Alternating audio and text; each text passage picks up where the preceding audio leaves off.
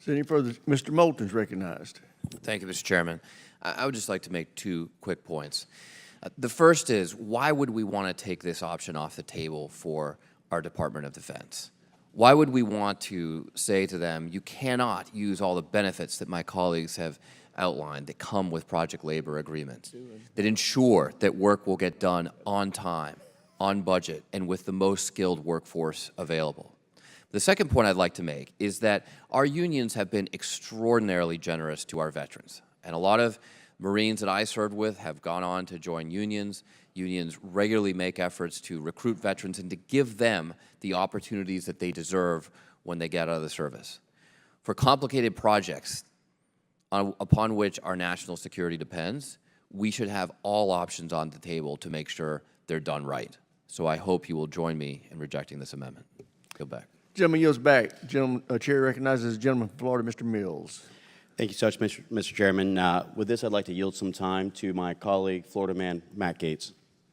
I thank the gentleman for yielding. And in our state of Florida, the free state of Florida, we're a right-to-work state. And so sometimes these PLAs drive defense jobs out of right-to-work states. Now, that's not fair. My colleague, Mr. Moulton, said, well, why would we want to take the option off the table for the DOD? Let's keep in mind what the amendment does and what President Biden's executive order does.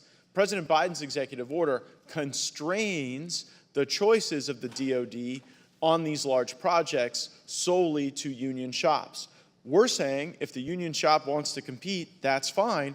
But in a state like Florida, that's a right-to-work state where there's a lot of manufacturing that hasn't gone union, there ought to be an opportunity to compete as well. So the amendment is what creates more choice for the Department of Defense to be able to meet the needs of the country.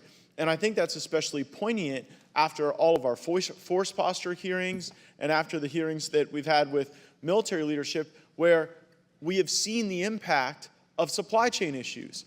There are already enough problems in the supply chain without us telling the DOD they have to only use union shops for these large-scale projects. So in no way does the amendment limit the choices of DOD.